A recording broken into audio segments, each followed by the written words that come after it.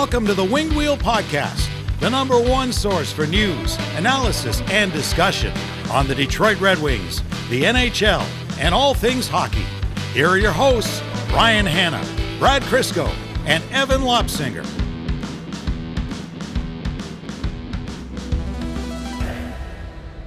All right, before we start this episode, this is for the YouTube viewers. We were about half an hour into it or so, and the power turned off, which is a first for us. So for the first bit of this episode, you're not going to get video. Probably a better thing for you that you don't see our faces at the earliest parts in the morning, but apologies for losing the first bit of a video. Never a dull day. Anyhow, back to the episode.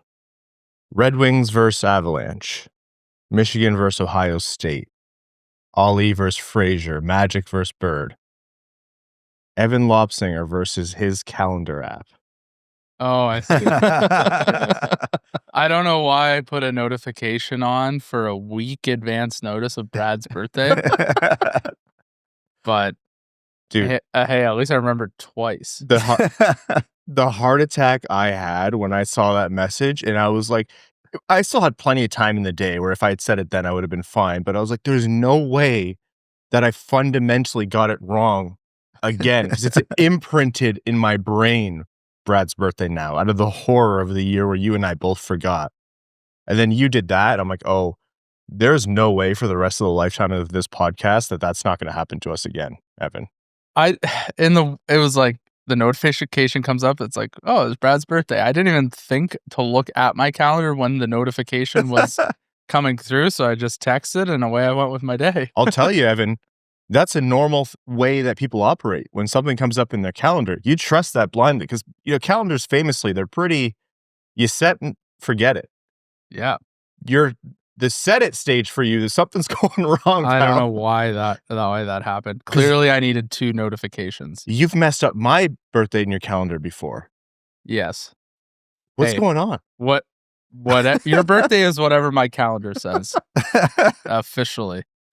Evan's setting his work schedule. I need 24 beers, and only then will you bring me my phone.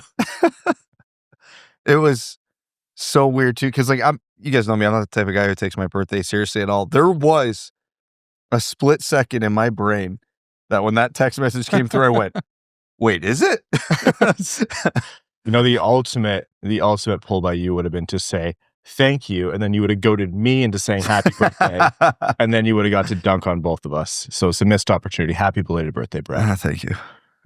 You must qualify for every kind of Social Security discount, senior coupon at this point. I just get the discount at Denny's. That's all that matters.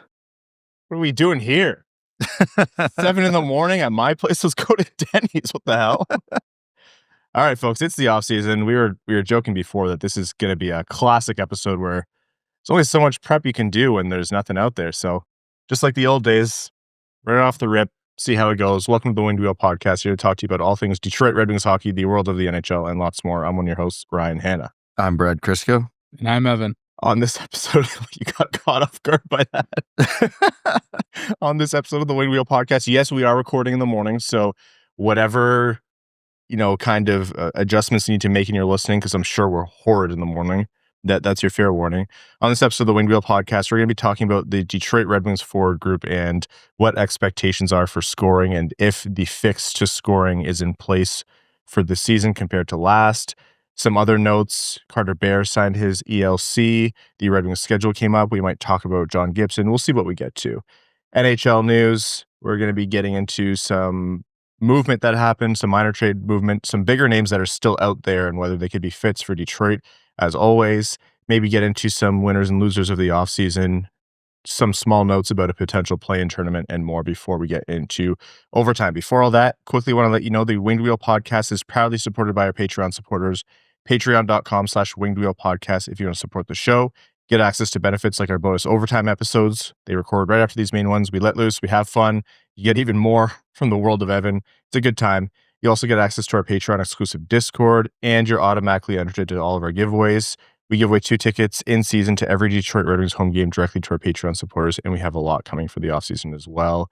I should also say during the offseason, we're down to 1 episode a week, but for Patreon supporters, you are going to start getting a second bonus episode. It's a little bit of a different flavor, but a second bonus episode midweek in and around there, and that's different than the bonus overtime episode. So again, patreon.com/wingedwheelpodcast.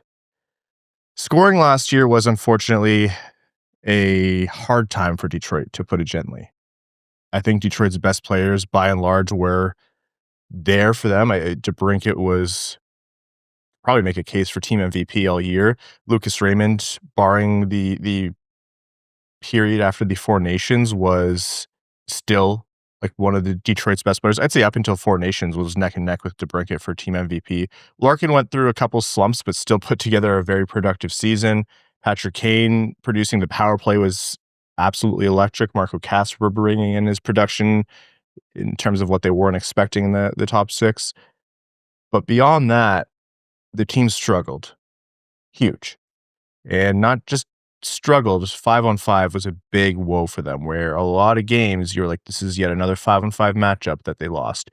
It did change. That script is very much colored by the Lalonde era versus the McClellan era, but it still was, when things settled in, when McClellan came in, you can see that the roster wasn't made up in such a way where Detroit could hang 5-on-5. What are your thoughts on why that was? And then we'll get into, can that change this upcoming season? If we're talking specifically 5-on-5, why that was, I mean, don't have to think too hard about it. Lack of talent. It feels overly simplistic to say that, but in reality, outside of those top 2 forward lines, there was just nothing. And let me be clear, I can't pin everything on the bottom 6. They obviously play a key role, but a small role relative to the top 6. The way Patrick Kane moves at his current age, 5-on-5 is going to be challenging. We know how he can dissect a team with his mind and with his hockey IQ, and that serves him very well in the power play still, but there's going to be limitations at 5-on-5, and that comes with the package. DeBrincat, obviously playing a line with Kane, is going to, suffers too harsh a word, but he's going to struggle playing with Kane at 5-on-5 for those reasons. Kasper did seem to help that. Top line, it's going to come down to, can they get a left winger there that's going to keep up with them? But also one of the biggest issues, you can't lay at the feet of the forwards. It's hard to generate offense when you're spending that much time in your D zone. And, we're talking about splitting hairs here because a 5% difference in D zone versus O zone time is universes of difference. But it matters. And we've seen the Red Wings struggle to transition the puck. And again, not forgiving the forwards entirely, saying that, if you gave them more ozone time, they'd be fine. That's not true also. But it would help.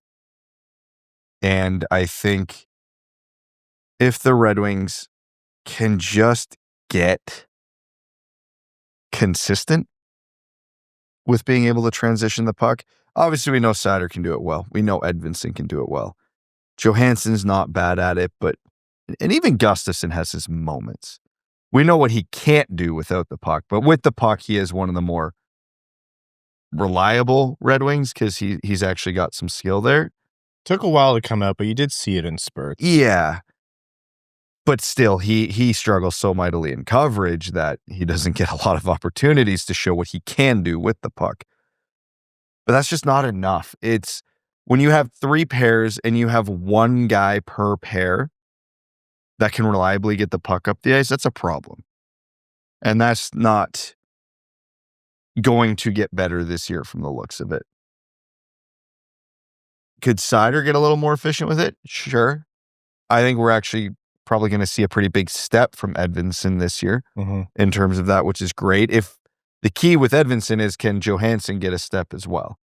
Because then that really changes the dynamic of the second pair, because that will be the only pair where you can really trust the puck on both guys' stick. And then, I don't know what to expect from JBD. We'll call it a wild card.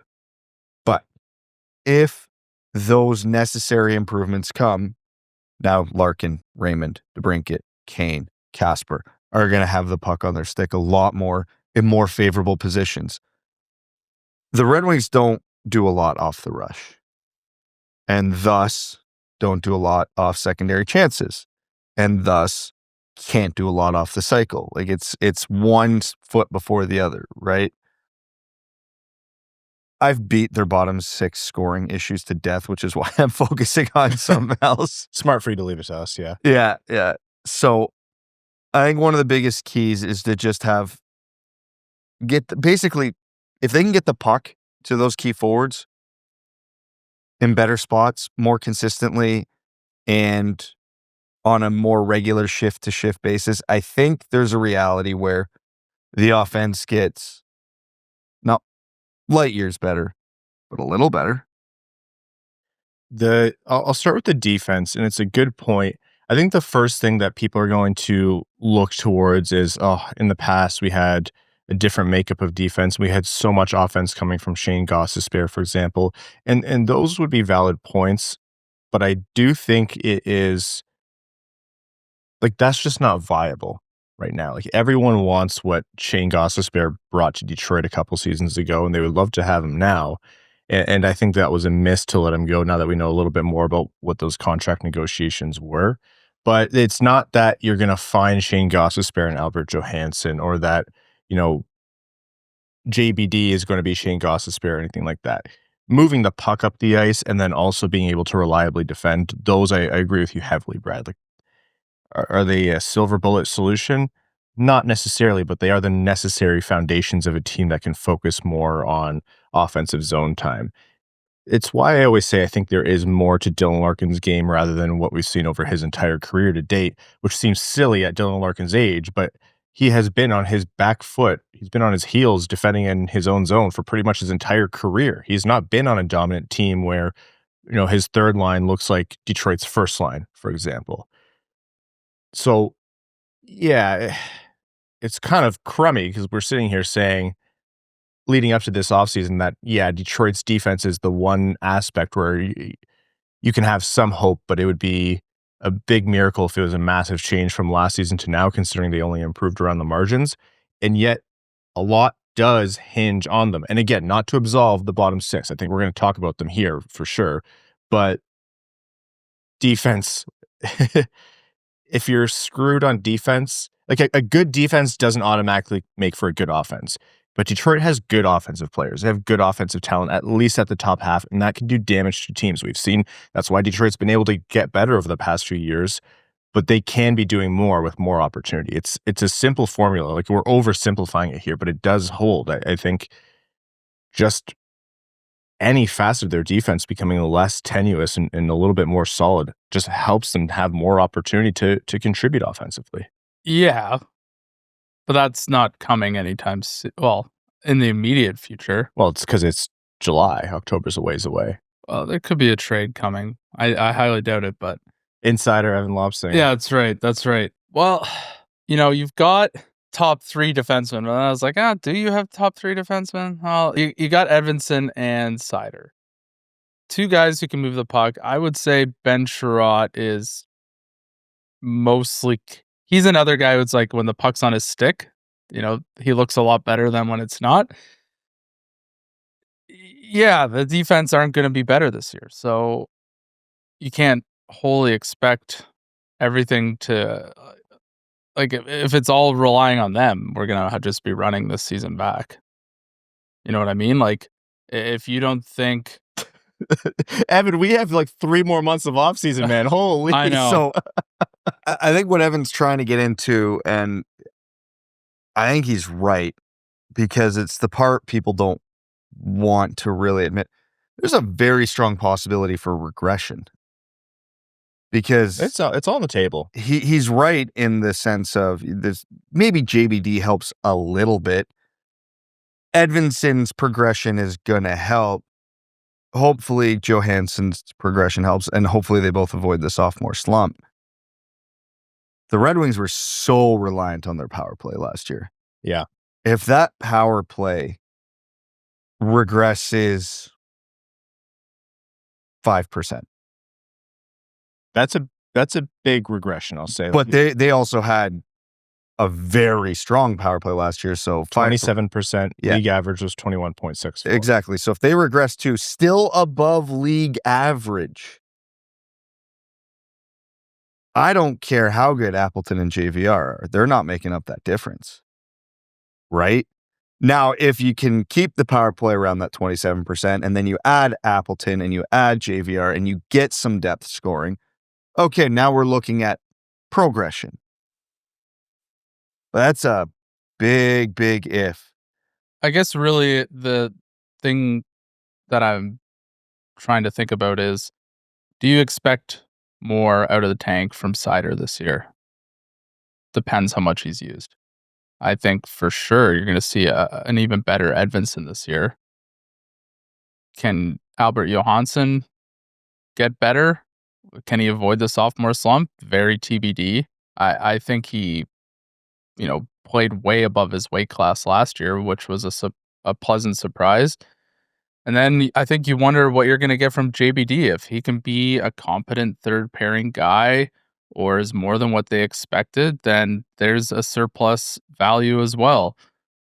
But I think I'm asking a lot there. Like, I'm trying to make the stars align on the back end to really see massive improvements. So those things, though, that you mentioned, I think the saving grace in my mind to at least have the optimism is that is a lot of things that have to go right for this to be a massively transformed defensive group. There's no ifs, ands, or buts about that. But none of those things were wild to me. It's not like we're asking Ben Sherratt to now turn into Erik Karlsson. Like, that's... I mean, depending that could happen. That would help. Yeah. That could happen. Yeah, it actually could happen roster-wise. But I think, Johansson taking a step. What does that look like, right? It just means being able to hang physically more consistently. And again, this isn't a knock because he did great, especially when he was asked. Way more was asked of him than should have been reasonably, as is tradition with the Detroit Red Wings defense. But just being able to hang physically when the minutes get tough in games 39, 53, 62 of the season where guys get worn down, and you don't even think about him on the second pair because he's so solid there. Edvinsson taking a big step, which Edvinsson was really great for Detroit last year, and he was raw because he was effectively a rookie. I don't even I think sophomore slump is a thing. Absolutely, I'm always sitting here saying, hey, don't expect too much of Kasper or Edvinsson or expect some kind of slump. But at the same time, we should see more refinement from Simon Edvinsson. He's got all the talent, and his ceiling is just as high as Mo Seider's, and you can make an argument that based on the tools, it could be even higher. There's more there. That's a top pairing quality defenseman in there. JBD doesn't even have to be good. He just has to be better than below replacement level, and then Detroit improves because that was the standard on the third pair last season. Mo Seider was worse last season because they had to deploy him for the past however many seasons in hellish scenarios, defensive zone starts against the opposing team's toughest minutes in recorded league history in this era, because Detroit's third pair, and in the past, not so much last year, but the season before, the second pair sucked. They sucked, and it was dragging the rest of them down. So JBD being average shouldn't be a help to any team in this league. The unfortunate reality is that would be a help to the Detroit Red Wings third pair right D spot. And then, if he's decent, Gustafsson goes on the left side, for example, in that third pair, and Gustafsson has a little bit of a Ben Sherratt season 2. Okay, that's what we were expecting. That is way more reasonable from Gustafsson. And again, he's not going to be a world beater, but Gustafsson was an anchor last year, and that didn't need to be that bad. So those are the kinds of things where I'm like, yeah, it's a lot of stuff to go right at the same time, but I can't pick any individual one of those things and say that is downright unlikely. I think they're all possible. They're all possible, but that's just the defense. Everything that has to go right to help the offense. JVR, we all have, I think, reasonable hopes and expectations for, but you can't dance around the fact that he's 36, 37 years old. And he had 15, 16 goals last year. Holy shit, he's fourth leading scorer on the Red Wings. But again, I don't think that number at his age is going to be trending up. We know what Mason Appleton is great at. Scoring goals isn't one of them. He actually would have been 6th in team goals scored. Look at that. Hey, moving up in the world. There you go. Appleton's okay for a depth player offensively, but like that's not his calling card. He's not moving the needle a ton there. Like the best thing that could happen to the Red Wings offense, if you want substantial strides offensively, especially at 5-on-5, are 2 long shots. Because we know what the top 6 is and is going to mostly do. We know what that power play is and is going to mostly do. We know in transition what the defense can't do. We know what the bottom 6 can't do. What we don't know is what is Elmer Soderblom's ceiling? Is that a 15-20 goal third line guy? And is there a reality where we're getting 15 to 20 goals out of Nate Danielson, Carter Mazur, whoever maybe surprises and cracks the team? Because that could make a pretty big difference. Because again, a difference of JVR scoring 13 goals to 17 goals, not changing the Red Wings season. The difference between whoever was going to be playing third, fourth line right wing, which was probably last year going to be 4 goals, to a, call it Carter Mazur, 14 goals, could be a substantial difference. Now, it doesn't have to be Mazur. If he plays a couple months, Danielson plays a couple months, and they're each chipping in at that pace, it all counts the same. But recreating JVR in the aggregate when you already have one JVR. you laugh about all the stupid things that would be considered improvements. Oh, we have different. Here we are in the Tampa Bay Lightning podcast, huh? Yeah, it's a little different conversation. They'd probably think JVR has been retired for 10 years. Rightly so. Hey, if JVR puts up 16 goals again this year, that's fantastic. I do think Brad's right, though. Like, I think the power play most likely is going to regress, if not fantastic. But you almost treat the power play like you do putting, right? Like sometimes you have it and you can be good at it, definitely, but you're going to go through cold streaks no matter what. If you can watch the Edmonton Oilers loaded up with McDavid and Draisaitl and Nugent Hopkins and everyone they have, Bouchard and whatever, like if they can struggle in the power play, the Detroit Red Wings can struggle in the power play. It's going to come and go. I'm not saying they're going to go to league worst, but yeah, reasonably you can expect them to move closer towards league average than even higher than 27%. You almost look at the bottom 6 and the depth forwards, like Brad was saying, the same way as the defense, right? Like there's no big flashy, you didn't add, Phil Kessel in his prime, you didn't add Mitch Marner, you didn't add a ton of offense, but if you can steady the bottom 6 and just add reasonable contributions, either defensively or offensively, which is what you're going to try to add with Appleton and JVR, it gives you a chance. You haven't solved your top 6 forward issue concretely. There could be a solution in there or a rotating solution like we've talked about, guys filling in until they go cold and then you swap someone else in. But if in the bottom 6 you have like a cop line, or let's say JT Compher comes back and has a little bit of a resurgent season and stabilizes things, or if it's a Mazur or Danielson who comes in and Appleton is just a steady guy who solidifies that checking line that they want him to be on, that has downstream effects, or I should say upstream effects, into the top 6, and you get a few more goals from the bottom 6, that might offset what you lose on the power play this upcoming season. So if you guys had to hang your hat on, I'll say 2 options, what would you guys say, this is what I think the Red Wings can do to improve the overall team goal scoring at 5-on-5? Like, what of all these theories or these magical what ifs are where you guys would, put your chips down? I have 2. First is some kind of rookie addition, Danielson, Mazur, call it a long shot, MBN, even longer shot, Axel Sandin Pellikka kind of thing, or whoever makes it. It doesn't have to be one guy, like Brad said, but in the aggregate. 2, Todd McClellan, full off-season, full preseason training camp, implementing the way he wants to play the game, his systems. He had an immediate effect loosening up this team, and he knows their woes in transition and things like that. The players who benefited the most from him, still we're talking about, we're looking forward to the offseason because you can't just implement brand new systems overnight. We talked about it in season. It takes time. So those are the two things that I think, like the rookie thing is a bigger ask, but the McLellan thing is rock solid to me. I expect to see a better game plan from this team. I don't have confidence in any of these things, so let me I'm start listening there. to Ryan try and sell me this snake oil. Like, it's just, okay. Go ahead. I'm not saying I'm laying out, like, I laid out the scenarios that I thought this is what has to happen to improve.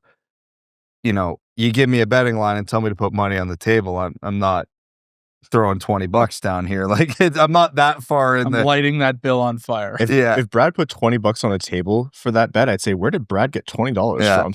My kids must have quit. Where's my wallet? Yeah, where's Evan's wallet?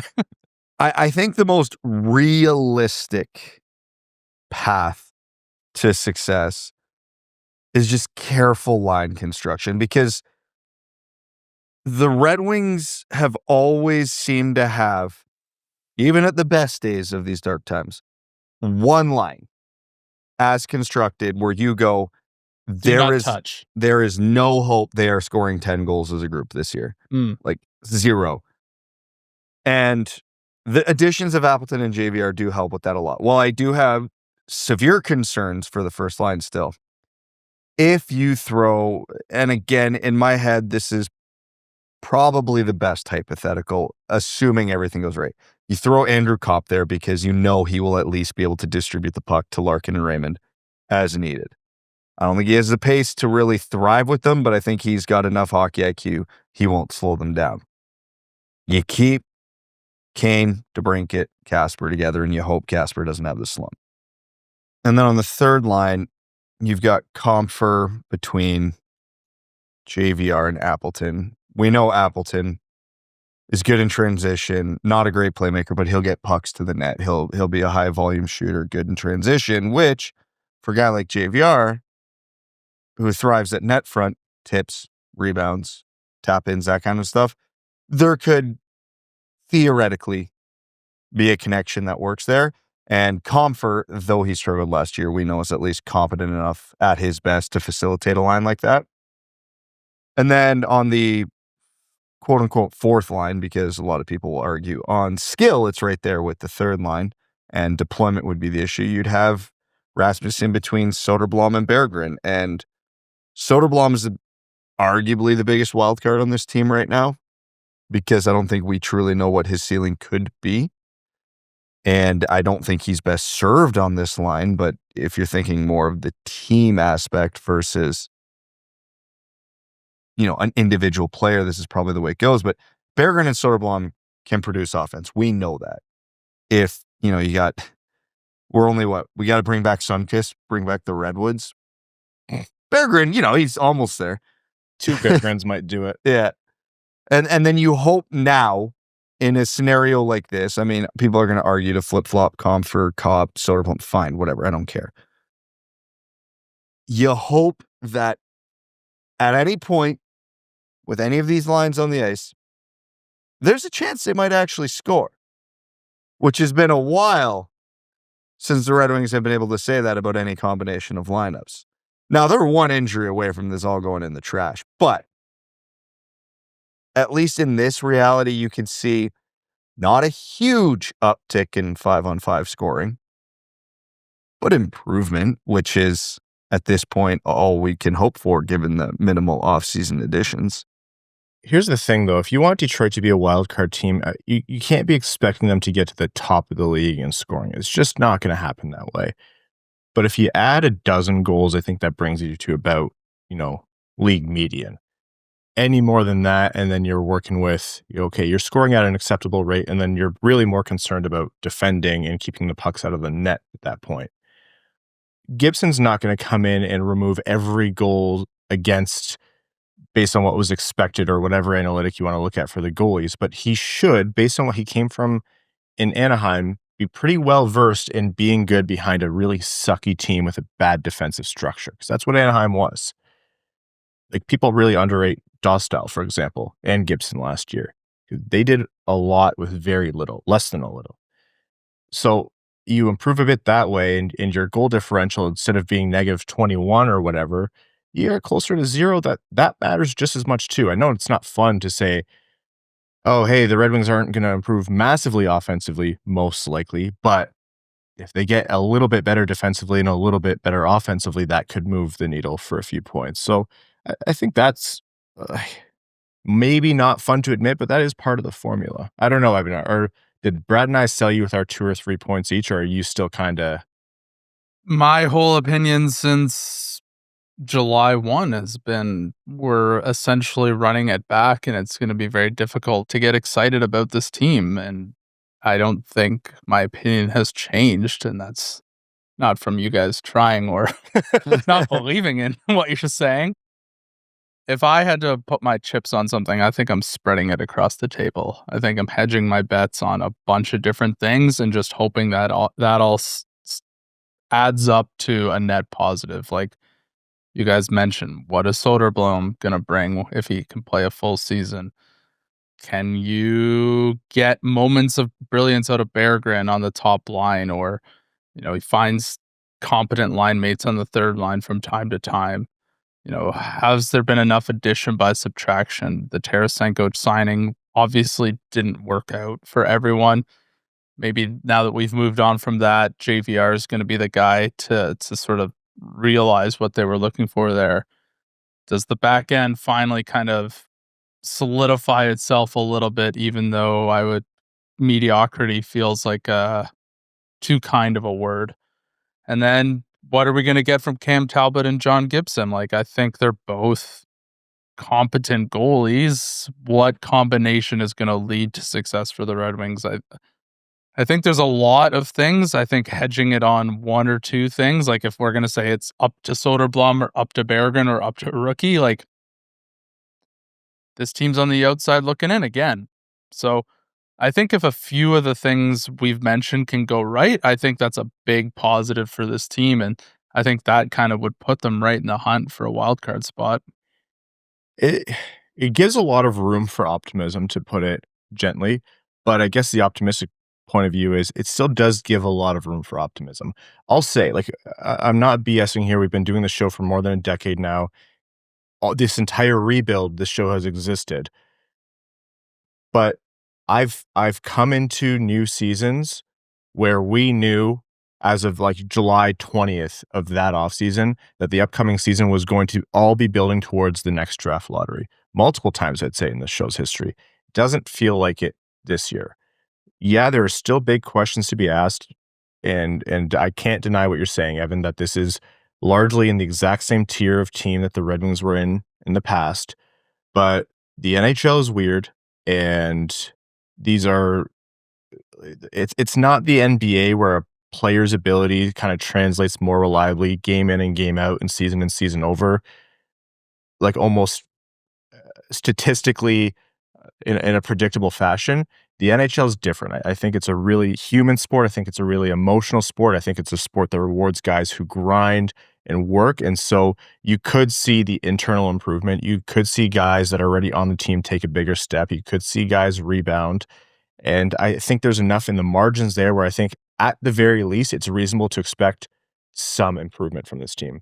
I would agree with you if I felt the other teams in the division were moving in the same gradual pace. That's the point that ultimately keeps Detroit in the same tier. Like, all right, here's the optimistic view. If you want to go the best case, most realistic scenario, a meteor hits Florida. It's like you read my mind.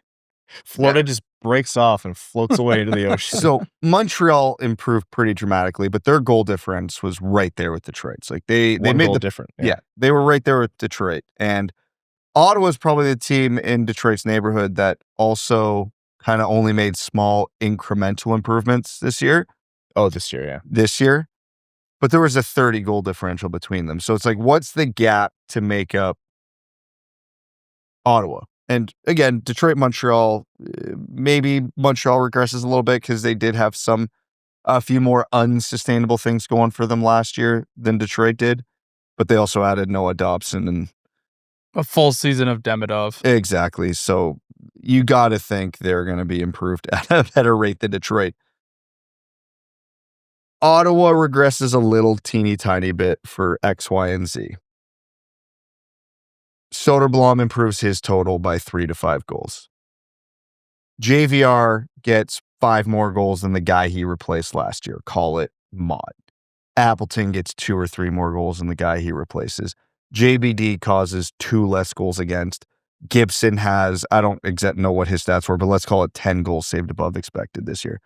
That's about 20 right there, just working in the margins. It's not all the way to Ottawa, but you win a couple of those key head-to-head games with Ottawa or Montreal that Detroit lost last year. That could be enough. And again, likely versus possible are 2 words people need to really keep in mind as we're having this conversation. Likely, no. Possible, yes. But that is like, we can't sit here and say, well, Simon Edvinsson's going to rip off 50 points. John Gibson's going to win a Vezina. Nate Danielson's coming in and putting up 45 points. Those are possible. I think the Red Wings make the playoffs if that happens. I think the Red Wings win a round if all that happens. Yeah, the 3rd round. So keep expectations within reason. JVR doesn't need to score 20 goals, but he's replacing effectively Tyler Mott, who had, 2 goals last year, it felt like? I think 4. Yeah, so, that's improvement. You can pick whoever you want that Appleton is technically replacing, but the improvements don't have to be significant from any singular player outside of maybe John Gibson to expect a 5-point jump in the standings from the Red Wings, which again, probably isn't enough given the state of the Atlantic Division and more broadly the Eastern Conference.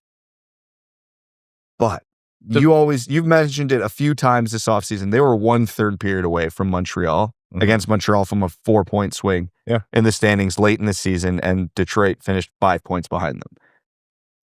You win the right divisional games, incremental improvements, power play stays where it is. Hey, all of a sudden the goal difference is like 0 instead of -21.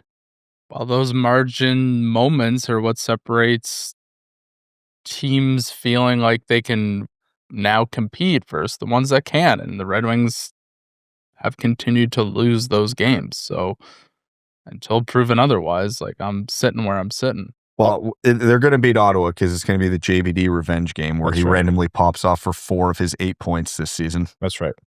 I'll take it, man. If it's 8 points, but he's steady like Olli Maatta, in his heyday, I will take that every day of the week. And we haven't even brought in, Steve Yzerman is also working to try to add more, not just on defense, but top 6 forward as well. So we're not talking external additions either. There's a lot of room above him, which is the part that sucks, but there's a lot of room above him, which is the part that you kind of look for optimistically.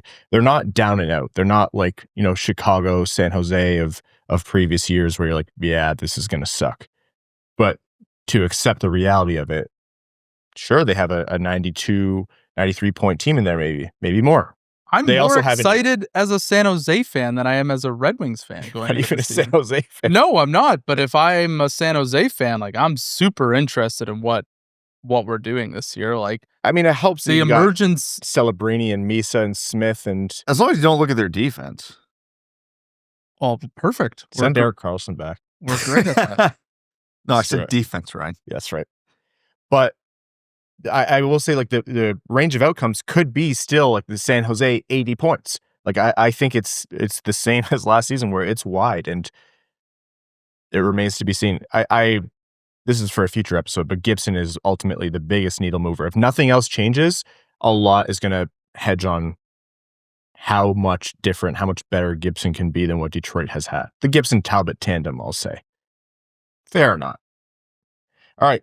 Some other quick news before we take a quick break here. Carter Bear signs his ELC. So, thank God. Yes. Well, that is actually a more interesting development in this world than it used to be.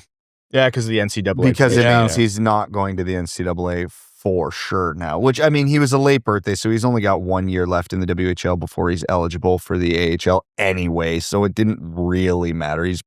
We figured all along he was going to take the Danielson path, but this just confirms it. Yeah, and Everett is meant to be a good team, I'm pretty sure, in the WHL, so he's going back and, you know, hopefully having a productive season there, but also it's not going to be like a lost development season or anything like that. Like, that's a good team in a good junior league, and he still has, you know, stuff to work on in his game at that level, and he's coming back from his partial laceration of his Achilles, so he'll want to get back up to speed. You wouldn't want to see him really, barring, you know, him in training camp looking incredible, you wouldn't want to see him in the AHL quite yet. So Go dominate.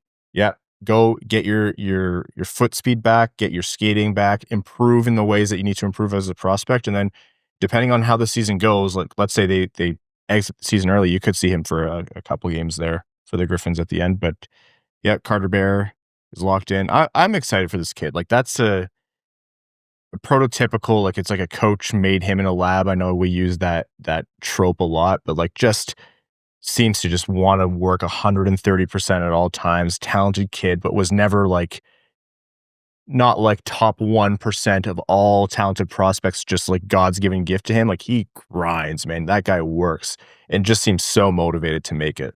Yeah, what was he drafted, like 7th in the WHL entry draft? Like, has had to earn everything he's gotten. So 7th round. Yeah, what did I say? 7th. Yeah, 7th something. Stays in. So yeah, he's an easy kid to root for. I'm super excited for him. I know recency bias is a thing, but I think it's at least notable that in this off-season era of everybody throwing out any content they can scrounge together, there's been a lot of like top drafted prospects lists and stuff like that. Almost everybody who's put one out has Bear ahead of Danielson and NBN and all that. ASP is the only Red Wing that's ahead of him on prospect lists. So is that recency bias, or is like No, that doesn't make me feel warm and fuzzy? no, I think but it's recency bias. it a is little recency bias. But if we're talking offensive upside, I think he's the top of the pecking order for the Red Wings right now. Now, you can argue about NBN's physical game and Danielson being a center, making them maybe possibly more important prospects. But if we're talking offense, impact, yeah, Bear's at the top of the class for the Red Wings right now. And if Brad steals any more future content from us, we'll be forced to shut down the show. On that note, let's take a quick break to hear from the sponsors of the Winged Wheel podcast more after this. Summer's hotter weather is finally here, and if you're already sweating the heat, don't let hair loss pile on too. If your hair is thinning faster than playoff hopes in March, Hims might be worth checking out for you. They provide access to personalized treatments so you can work toward thicker, fuller hair in just a few months. Hims offers convenient access to a range of prescription hair loss treatments with ingredients that work, including chews, oral medications, serums, and sprays. These aren't gimmicks. We're talking clinically proven ingredients which have been shown to help slow hair loss and promote regrowth in as little as 3 to 6 months. And the process is built for real life. You start by filling out an online intake form, no waiting rooms, no awkward conversations. A licensed medical provider reviews it, and if prescribed, your treatment ships right to your door. Everything's done 100% online and pricing is straightforward, starting at just $35 a month with no insurance required. It's simple, it's convenient, and it's helped a ton of guys feel more like themselves again. Start your free online visit today at hims.com/wingedwheel. That's HIMS.com/wingedwheel for personalized hair loss treatment options. hims.com/wingedwheel. Individual results may vary based on studies of topical and oral minoxidil and finasteride. Prescription required. See website for full details, restrictions, and important safety information. Going online without ExpressVPN is like driving a car without insurance. You might be a great driver, but with all those lunatics out there, why take the risk? Public Wi-Fi at airports, hotels, and cafes might seem convenient, but it's a goldmine for hackers. Anyone on the same network can potentially grab your personal info, passwords, banking logins, credit card details, with nothing more than just some basic tools and a bit of time. That's why ExpressVPN stands out. Their encryption is serious. We're talking so strong it would take a hacker with a supercomputer over 1 billion years to crack it. It's also super simple to use. Open the app, hit one button, and you're protected. And it works across all your devices, phones, tablets, laptops, whatever you're using. We personally started using ExpressVPN because we wanted to watch a hockey game that wasn't being broadcast in our area. It was geo-blocked, and the only way to get to it was through some sketchy website. ExpressVPN gave us secure access to the game and peace of mind knowing our connection was locked down the entire time. Secure your online data today by visiting expressvpn.com/wingedwheel. That's EXPRESSVPN.com/wingedwheel. expressvpn.com/wingedwheel to find out how you can get up to 4 extra months free. expressvpn.com/wingedwheel. Welcome back. Red Wings schedule's out. The NHL schedule is out. We know how the Detroit Red Wings centennial season is going to start off. So the preseason starts out September 23rd at home against Chicago, and it runs for about 1,000,000 years until, I believe, October 4th at home against the Leafs. But the actual season opens, home opener, Thursday, October 9th against the Montreal Canadiens. Hell of a matchup, original six matchup, divisional rival. If Detroit has a chance this year, they have to be taking down games like this. Montreal at home on the 9th, and then on the 11th against the Leafs that Saturday, also at home. Those are their first two games. And I mean, I think schedule release time is always a bit funny because everyone's like, oh, God, that month is so hard, or this is a tough schedule, or that's a tough schedule. And you're just kind of like, well, you're looking at the schedule as a whole. How hard do you think the schedule is? More than anything else is just based on how good you think the team is, because like you're playing the opponents you're playing. There are some tough stretches, and I mean, October. Yes, October is quite a bit. Like there's going to be a lot of games in there. It's an Olympic year, right? And so It's not even that it's an Olympic. Not even a lot. It's the who. Yeah. Like there is a reality where the Red Wings season could be just fine, and they start 2-7-1. I've seen this one before. Yeah. But it's like the murderer's row of the Eastern Conference elite in October. So the Red Wings, the positive take it while we're on positivity today. Maybe catch a couple of those teams rusty, squeak out a few wins that you couldn't. Early season hockey's pretty chaotic and all over the place. I really hope that those teams, the Florida, Tampas, and Edmonton, are like, oh, the regular season's just a formality. You know, we're just going to get we don't do preseason. We're still smoking cigarettes. We're getting ready. And maybe you can rattle off some points there. Edmonton famously, last 2 years, awful October. So if you want to play the Oilers, October's the time to do it. And Detroit has McDavid's kryptonite and Albert Johansson, and so you can pretty much just mark that down as a dub right now. Detroit leads the league with 2 points as of this moment. Also a good time for, if there's going to be an early season, your goalies who are a bit older, I know not Gibson, but let's say Talbot, they're better earlier in the season because they're not as worn down. Yeah. I mean, yeah, you sneak out some wins there, then that's great. Yeah, the more Buffaloes and Columbus and Pittsburghs that you can squeeze out in March and April when you really need the points. Oh, yeah. The Winged Wheel podcast nights at the LCA, those dates are TBD. As usual, we're working with the Red Wings, incredible partners to work with to plan those dates out. So stay tuned for the fall and spring Winged Wheel podcast nights in partnership with the Detroit Red Wings event dates. As usual, those tickets have to be purchased specifically for the event through the portal as well. You get whatever item, the co-branded giveaway that we're going to give you. So stay tuned. The moment we know, we will let you know. We are working hard on it. And by we, I mean Mel is working on it, and she's giving us updates, and we're smiling like idiots because we don't know anything that's going on. Thank you, Mel. Okay, let's move on to some still Red Wings related, but league-wide stuff. Seeing names floating around in terms of potential trade targets, and there's a couple new ones to consider and a couple of them that are sticking around. The ones that are still hanging around that I think are notable are Kyrou out of St. Louis and McTavish out of Anaheim. Both of those baffle me, one more than the other.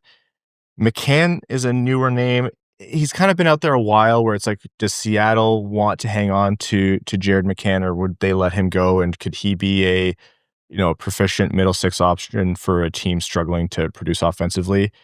And Chinakov out of Columbus has apparently requested a trade.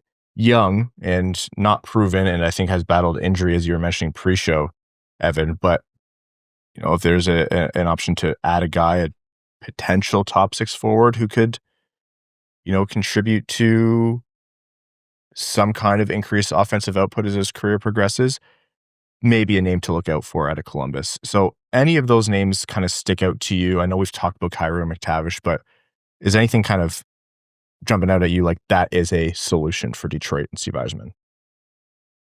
To some degree, all of them. Chinakov's the outlier because obviously he's not Kyrou, McTavish, or Jared McCann. So he's probably the lowest acquisition cost, but let's not forget Columbus picked him in the first round not all that long ago. So their asking price is probably not a first round pick, but it's probably a second plus.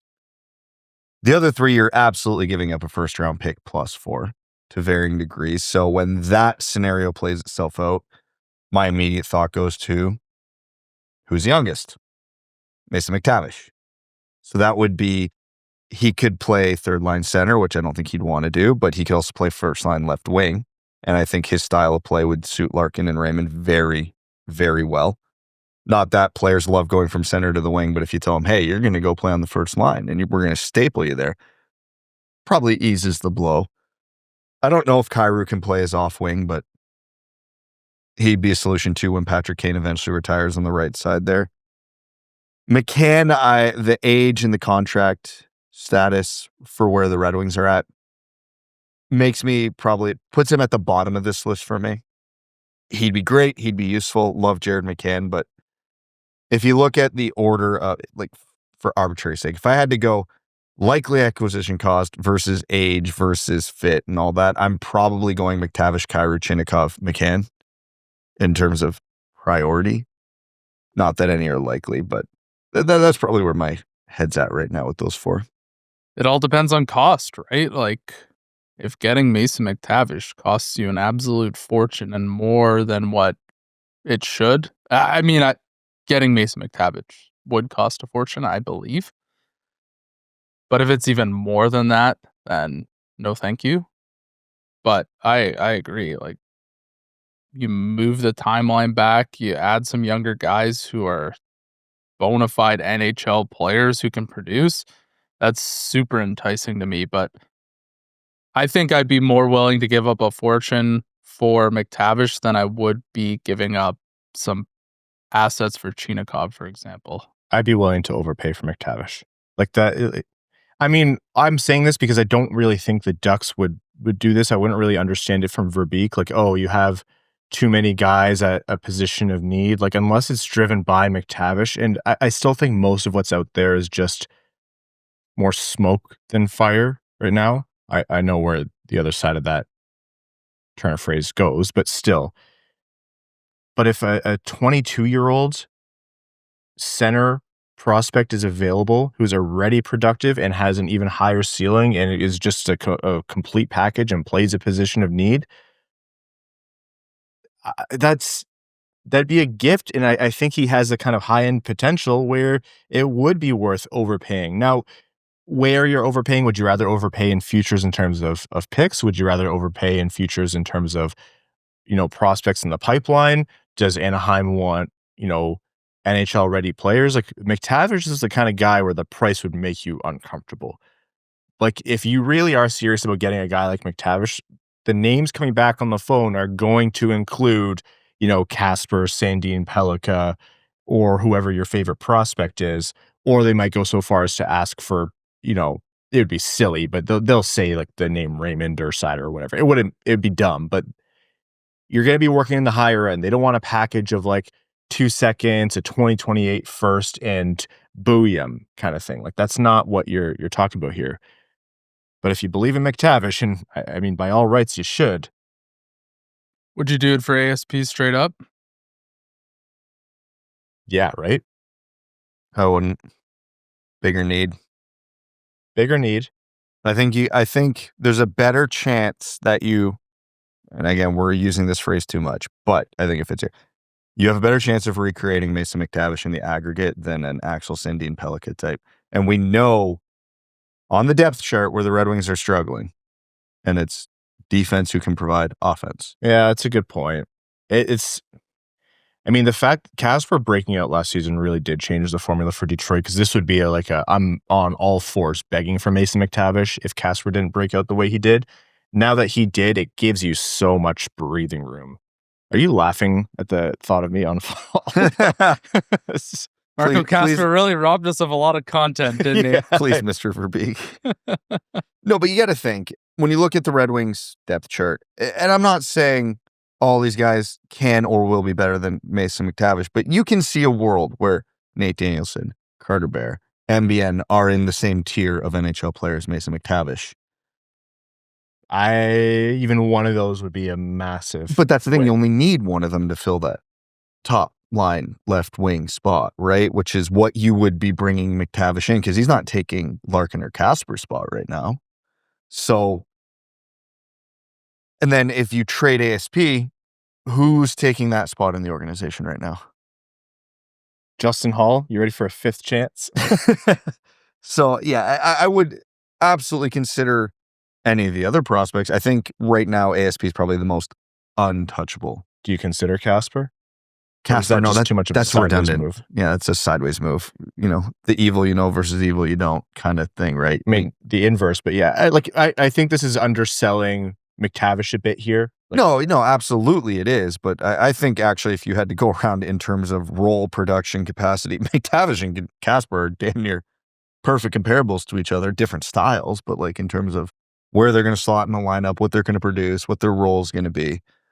If you're trading for McTavish, you're hopefully moving out, a similar, like MBN would probably be one that Anaheim would covet. That would make a lot of sense. And all you're doing there is moving the timeline up. You're getting a little older, but a little more certainty, et cetera, et cetera.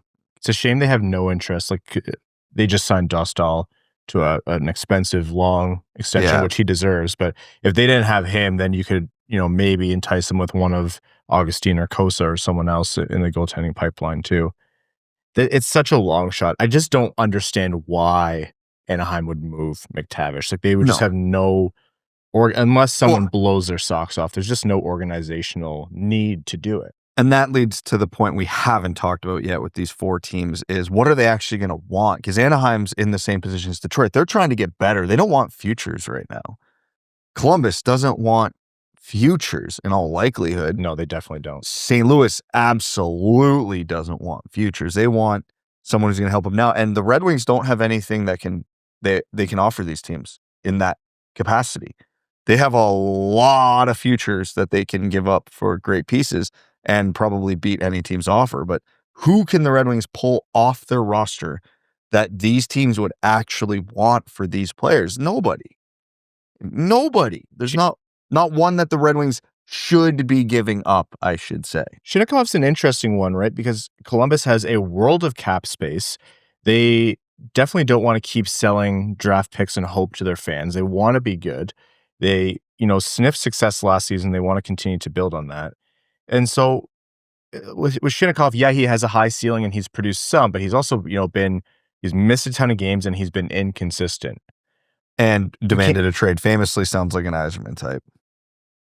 Like, I mean, you could probably, that's the kind of guy where I'm like, that's the acquisition cost where you could package some things where there isn't one, like nowhere near an ASP level prospect or MBN level prospect going the other way, but you could overpay a little bit in a way where you don't really feel it in terms of what the Red Wings give up. Not the same return, but think like how we felt after the Gibson trade. You're like, yeah, none of those pieces were bad, but none of it's going to sink Detroit's pipeline. Depth move for depth move. Berggren might go the other way, Berggren comp for Rasmussen. Somebody in that tier, I could see that making sense and Columbus having interest. I wouldn't be surprised if that's the kind of thing that Detroit's exploring. I mean, everyone else who's out there, just because it's so scarce right now. Oh, I think for Chinakov, Yzerman's not even picking up the phone. You don't think so? I don't think that's his type. I hope so. I would be willing to take a flyer, but I'd be surprised. RFA with Arbrights after this season. So, I mean, remains to be seen. I think, one thing I don't really buy into is that this is going to be a summer with a ton of trade movement and things like that because, there's not a lot of free agents left. I think that's maybe wishful thinking by insiders and those who have to air at the same time every day. God help them because it's going to be a slow offseason. I'd be surprised if there's a ton of trades. Very quickly, some other NHL news. I mean, we'll save the biggest winners of the offseason and stuff maybe for later in the offseason, but there was a trade, actually, Dakota Joshua from Vancouver to Toronto for a 4th-round pick, which might seem like a low return for Vancouver, but if you consider it, I think he obviously dealt with the worst health issues and was able to come back from that, which is miraculous enough in and of itself, but then struggled, justifiably. Toronto has a cheap flyer on a guy if he can return to form, and Vancouver offloads some salary. So not a earth-shattering move there. And Bowen Byram got signed to, if I'm reading it right, it's very Natchez-like contract in terms of just 2 years, an amount of money that keeps him satisfied, doesn't break the bank for Buffalo. Is it 2 years, 6.5? That walks him right to UFA, right? Right. Yes, to it UFA. does. I don't understand this from Buffalo's standpoint at all. I understand this from Byram's point a lot. That's great for him. That's fantastic for him. I don't understand it from Buffalo's standpoint, but if he's gone anyways, it buys them time. If the return wasn't good enough this offseason, I actually don't hate this move. It's a good head. 6.5 half retained at the trade deadline. Like that's the thing. You're hoping that will up the value because most teams that would want to trade for Bowen Byram would have wanted him on a long-term extension and probably would have paid a premium to do that. You're not going to pay a premium for a guy for 2 years. 6.25, I should say. Unless you're getting him cheaper. And then to a contender, Bowen Byram at $4 or $5 million is a very, very, very valuable piece. So you got to think that's what Buffalo's thinking. Realistically, what Buffalo's thinking is we're going to turn it around in 2 years and he's going to want to stay, which bless your heart, Buffalo. But some of us operate in reality. Do any of us here, Evan? Yeah. He said the Red Wings are going to be bad. He's the most... Evan's the most realistic of us all. Look, like, I know it's easy to laugh at Buffalo, and they deserve it. Actually, that's my whole point. No, I'm kidding. It is easy to laugh at Buffalo, but when you have nothing else Fun too. to do, when you have nothing else to do, buy yourself time. A lot can change, and what's the worst case? You have to sell him for a similarly, weak return in a couple years. It's a gamble worth taking. Say what you want about Carolina, but they bought themselves some time with Natchez and they turned it into Rantanen, who did then not turn into Rantanen, but that's a different story. I think Buffalo has more outs now. But Yes. then that turned into Stankovic and K'Andre Miller in a first-round pick. Like, assets are assets that if you're smart about it, it turns into things. Like, they're still hobbled, absolutely, that team, and they have so many problems.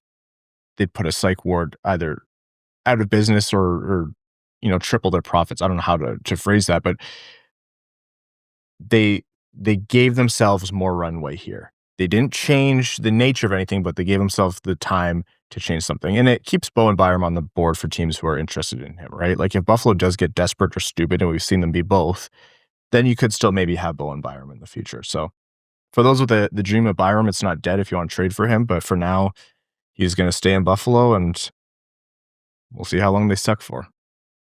What's going to happen? This team is going to go to the playoffs multiple times, like the Red Wings were going to cover a good team, or Buffalo is going to turn into the Buffalo of old. Which one's going to happen first? Buffalo of old could go a few ways. That's true. Yeah. How old? Yeah. Like the Drury Briere era. God, imagine how many fans that era of the Sabres created, and then it just absolutely dummied them for the next 2 decades of their lives, or however long it's been since then. Oh, you just reminded me of a very unfortunate conversation I had with a friend about the Red Wings in the same vein. No. What year would you have to be born to? We were having a conversation. What year would you had to have been born to actually have memories of the Red Wings being good? 2009? Wait, being 2000 good? My- 1990? They haven't been good since like 2012, and I'm talking good. Oh, good. Oh, good. good. Like they actually mattered in the league. Mid-90s. No, you 2000. How old? Like, I've got memories I can Okay, remember. 2000. Say 2004. So you're 8 and you had... You don't could remember things when you were 8? Well, yeah, I do, but like I wasn't formulating lifelong opinions on things. Me and my buddy settled on 2003. That's fair enough. Oh, 22 when years you're ago. 9, though, that's different. I still think 8. I remember things when I was 8. But that means everybody 21 and under. Also, I'm convinced Evan formed his lifelong opinions when he was 5 and has not changed them since then. No, but like, for context, think about this, and I'm not to get too depressing. There are grown-ass adults, 21 years old, who have never seen a world where the Red Wings are relevant. So, like, as much as I love dumping on Buffalo, there's something about Stones and Glasshouses 21 here. years old. Oh my God, 2004 is 21 years old? Yeah. Oh my God. Oh my God, we're so old. That's Yeah, depressing. we can still, as long as there's someone below us to punch down on, we can take full advantage. That's what sports are all I about, love that baby. attitude. Expand the league. Expand the league. No, you say that until the Houston Aeros finish above the Red Wings in their first year of existence. Sweet logo, though. I still remember when I said, do you think San Jose is going to make the playoffs before the Red Wings? And I think I still believe that. How much coffee is left in your mug? I'm deciding whether I can throw this pillow at you risk-free. Not risk-free. Okay. I did my prediction of, I think it was like 2 or 3 years on the podcast, a team that does not yet exist wins the Stanley Cup before the Leafs is still looking pretty good. What? Oh, was that post-Vegas? That was post-Vegas. That would have been an unreal call. Yeah. Can you imagine that? Yeah, this is such an off-season episode. Either sorry or, enjoy it to the listeners, but for now, we'll take a quick break. And it's an emotional roller coaster. You get what you get. Something like that. We had a power flicker at one point, and we lost a good portion of the video. We're doing what we can. Okay, another quick break, and when we're back, the final segment here on the Wing Wheel Podcast. Back after this. We're going to overtime. Overtime is brought to you by our Patreon supporters, patreon.com/wingedwheelpodcast if you want to support the show. The bonus overtimes, the bonus off-season episode, the Discord, the giveaways, all of that and lots more. Let's take some questions from our patrons. Goodness knows we need the inspiration. This has to be like the apex of the off-season. Yes. Yeah. Well, yeah. Yeah, we'll see how we feel next week. Yes. Their Canadian That's How says, how much do you think Carter Bear's Achilles injury impacted his ability to go the NCAA route? Didn't, would be my short answer. Maybe, but I mean, that would be very circumstantial depending on the person. He never really struck me as a type. I don't know. Could be. Red Wing Tar Heel says, happy offseason, guys. Now that we're in the way too early list season, what are your thoughts or predictions on Bettman being in office for the next CBA? Who do you like for his replacement? I actually am of the mind that he's out sometime by or shortly after the next CBA starts. He's been doing this for a while. Like, it's just a retirement age thing. I think he's the kind of guy who gets frustrated when other people try to call his exit. He just stays out of spite. Yeah, he's going to die in that office for that reason. I mean, the booing actually fuels him. I hope it's a long time from now. Like, you're not wishing ill on any person, but a long time from now, whenever there's an in memory of, I think the respectful thing to do as fans would be to boo. Absolutely. That's what Gary Bettman he would want that. Yeah, that's absolutely what he would want.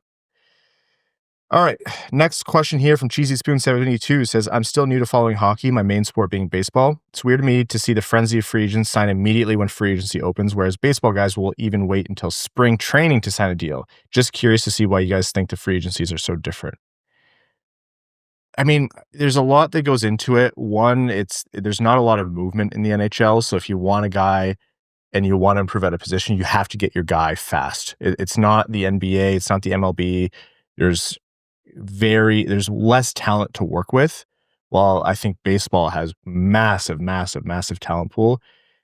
And also agents, players, coaches, GMs, everyone's just to piss off and go to the cottage. They play baseball throughout the summer, right? So for the NHL players, they're like, we want to enjoy our summer. We want the time off. Yeah. And I mean, no disrespect to baseball as a sport, because they play roughly 17,000 games a season, but the wear and tear on NHL players' bodies is insane. And so they want the rest and recovery too. So I think they're maybe they're sprinting to the doors a little bit faster. And also, for lower in the lineup guys, the stress of it is insane. I have a buddy who signed this week, actually. I was talking to him, and he was like, oh man, his first thing he said, he's like, it's nice to be able to think about anything else right now.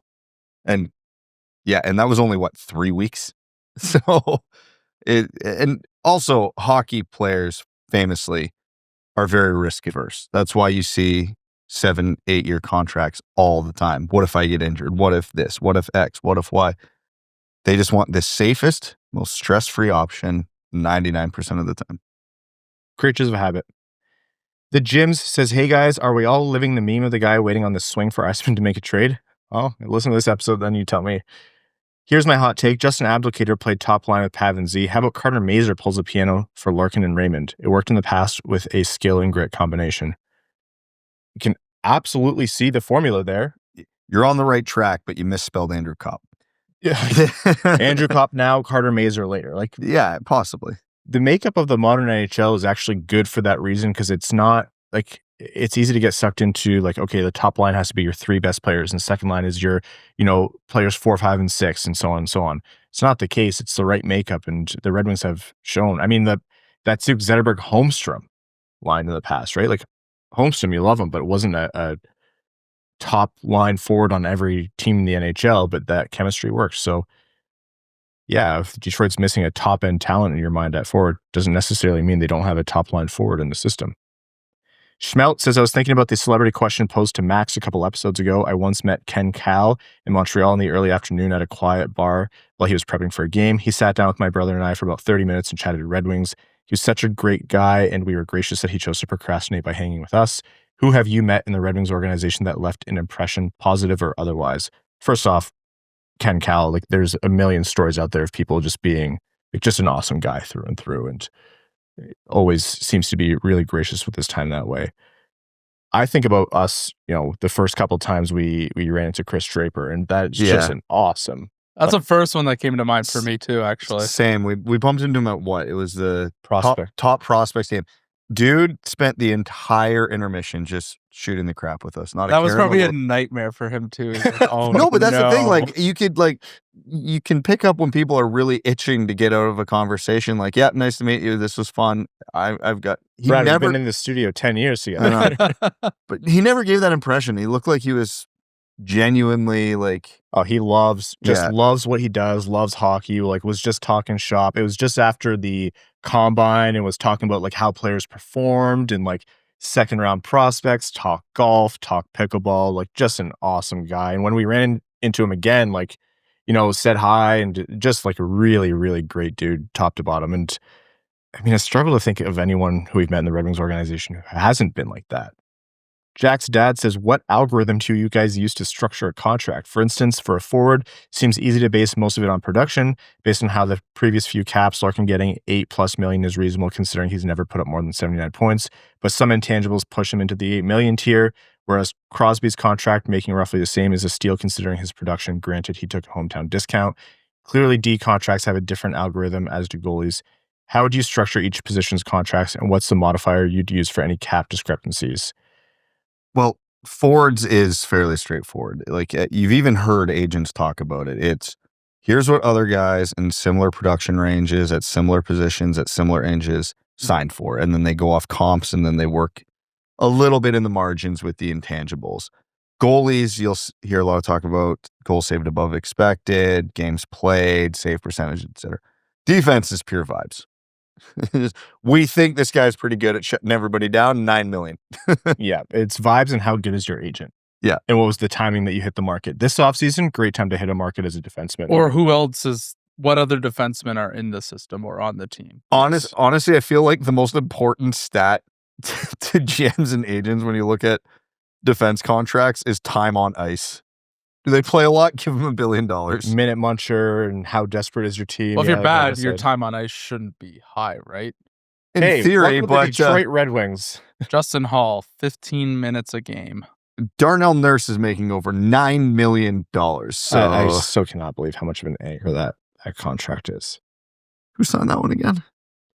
Oh boy, Kenny Holland, baby. It's so funny reading LA Kings fans. Just like, it is just novels upon novels upon novels about what they did this offseason. Like, you haven't even played a game yet.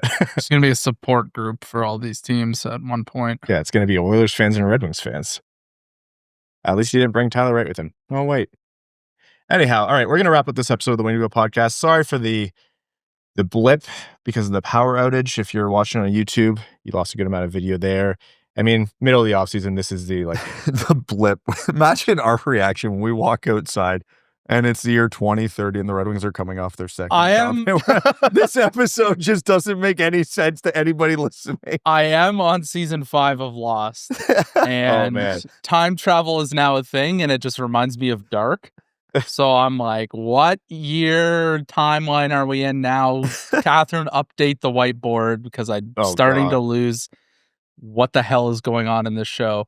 So maybe that's happening to us right now. I was going to say, I was looking when we had one of our breaks, I was looking at MLB standings, and the Tigers and Blue Jays were 1-2 in the AL. So, like, It's honestly, maybe. It's 1990. Oh, God. Find the nearest stock market and start investing in Apple. Does NVIDIA exist yet? Does NVIDIA Yes. exist yet? You fool, invest in Bitcoin. All right, we're going to wrap this up. Thank you all so much. Thank you to all of our sponsors of the Winged Wheel Podcast, and thank you to our Patreon supporters, patreon.com/Winged Wheel Podcast. If you want to help us out, and if you want to go above and beyond, but Patreon's not for you, just subscribe wherever you're getting your podcast. Take a break from watching the Open and hit the subscribe button on YouTube, Spotify, Apple Podcasts, wherever it is. Like the video, thumbs up, rate it, give it a review, the stars, tell a friend about the show. Those are all things that do help us out quite a bit. To our Patreon supporters, we cannot thank you enough, and we're excited for our off-season content with you. Arjun Shankar, Yves Bartels on behalf of the Sarah Grand Foundation, Aikfer, THL champ, Samuel Soderholm, Icon, Glenn Brabham, below average ball hockey goalie, Rain Dano, Sea Lion, Matthew M. Rice, Adam Rose, Adam Suiza, Admiral Matt S. of the Cheesebag Navy, Alex Toger, Anna Sleeman, Asher Killian, Bear Necessities, Beer League Legend, Best James Bond, Bingo Bango, Butts Carlton, Carl Bertinen Analuski, CB55, Changing My Name Weekly, Chris Black, Citizen High Five, Clip Clop Nene, Connor Scovey, Craig Kibble, Denny's Gamer Girl, Derek Enstam, DJ Denton, Eric Hill, Give Blood Fight Probert, Grand Rapids Girly, Griffin God Creatives, Hockeytown Matt, Hassam Al-Qassam, Jake Ullum, Jacob Turner, Jeff Pridemore, John Ingalls, Jonathan Miller, Kalen Wood, Kip Tira Jr., Mark Hernandez, Marty, Matt McKay, Mr. Kuzi, Now I Have to Learn How to Click on a Macintosh, Podgy713, R.A., Roy Donk, Sam Bankson, Slim Smitty Card, Stephen Ortlieb, That's What I Appreciate About You, Wallman's Elite Dancing D, William, Wings Fan in Chicago, Iserplan Stan, Aaron Hudson, General Andy Bohan of the Cheesebag Army, Aaron, All Motor No Hands, Ann Stanislavski, Antonio Gracias, Bellingham Acid Balls, Bex, Big Cheese, C.E. Hayes, Chris Volinsky, Commander Ben Barron of the Cheesebag Space Force, Connor Layton and Corey Perita, Darren Fick, Drop the Puck, Dylan Larkin Trade Sacrifice, Eric Nance, Evan Beckner, Evans Brown Pomeranian, Falkness, brand new name level supporter. Welcome to the Dub Dub Club. Thank you so much for your support. Frank Stanley, Gene Sullivan, Grepsky, Griffey Boy, Jacob Marsh, James Pridemore, Johnny Page, Jeremiah Dobo, Jim JM, Rhapsody, Josh Yelton, Kevin McCracken, Quaz, Linda Hull, Lonnie Zone, Lucas Raymond, Matt Keeler, Mike Asher, Mitch Minier, Monica Lewin Skibbity, Ophelia, As Good As It Gets, P. Nuss, thank you, Reed. Peter Swanson, Rosie Posey, Roy Mudbutt, Steven, That Other Guy, The Hodag, The Hat 123, Trent Thorough, Wings Fan in St. Louis, Scott, and your second favorite patron. Thank you all so very much. We'll see you next week, unless there's emergency content. Thanks for tuning in to the Winged Wheel Podcast. Be sure to visit wingedwheelpodcast.com, where you'll find links to subscribe to the show on Apple Podcasts, Spotify, YouTube, or wherever you get your podcasts.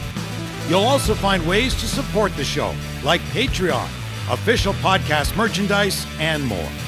And don't forget to follow us on X at Winged Wheel Pod, at Ryan Hanna, WWP, at Brad Crisco, and at Hockeytown Evan, as well as Winged Wheel Podcast on Instagram.